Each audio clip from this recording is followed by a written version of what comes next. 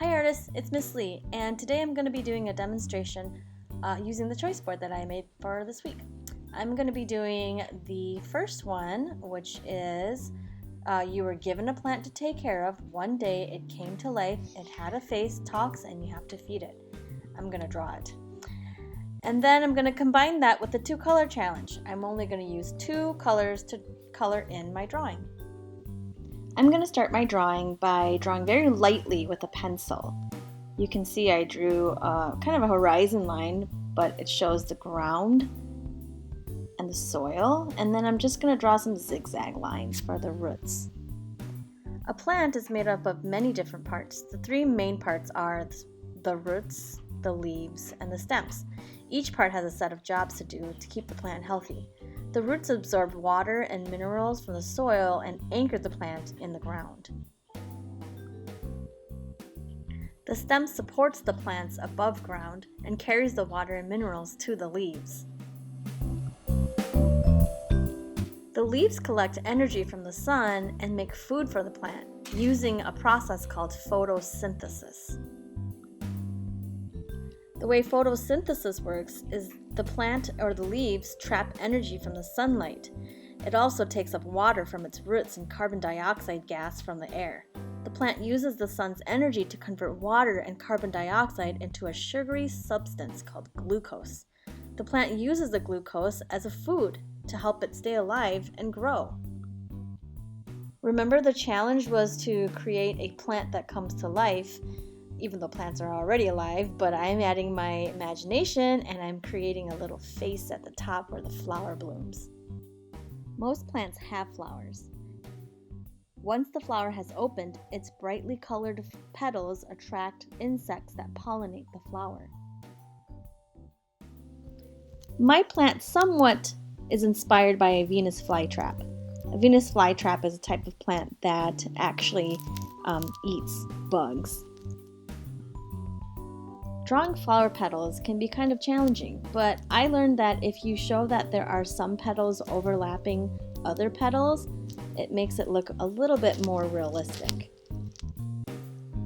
Now that I'm happy with most of the details, I'm just going to add some thorns here and there, erase some of my mistakes, and darken some of the lines. Alright, I'm going to start with the coloring now. Doing the two color challenge. I've chosen red and green, and of course green is going to be mostly for the stem and the leaves, but I'll show you that with just two colors you can add a lot of value and shading and blending to make it look really interesting. Red and green are actually complementary colors. These are colors that are opposite each other on the color wheel. Complementary colors create a high contrast. That means because they're so different from each other, our eyes are moving from one color to the next as we're looking at the picture. Many artists use complementary colors to lead the viewer's eyes around the picture. You don't need fancy art materials or even a lot of supplies to make a really successful drawing. You can see that with the simple skill of controlling the pressure of my hand as I draw, I can change the value of the color. Value means the lightness and the darkness of a color. The more pressure I put on the crayon, the darker the value. The less pressure, the lighter the value. That simple drawing skill makes any drawing come to life.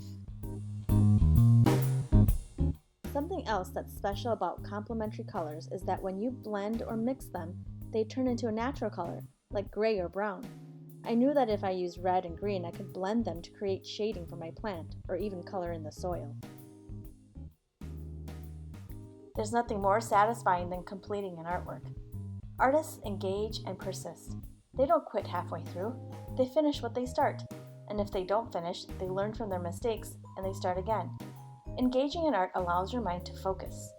You are able to set aside anything from the outside world or anything that's bothering you and just completely dedicate yourself to creating something out of nothing.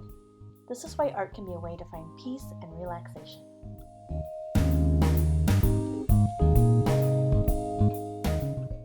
Alright, I hope you enjoyed my take on the Creature Plant Challenge and the two color challenge from the choice board this week. I also hope you learned something about plants, colors, and drawing. Until next week, remember to upload your art on Google Classroom or Seesaw.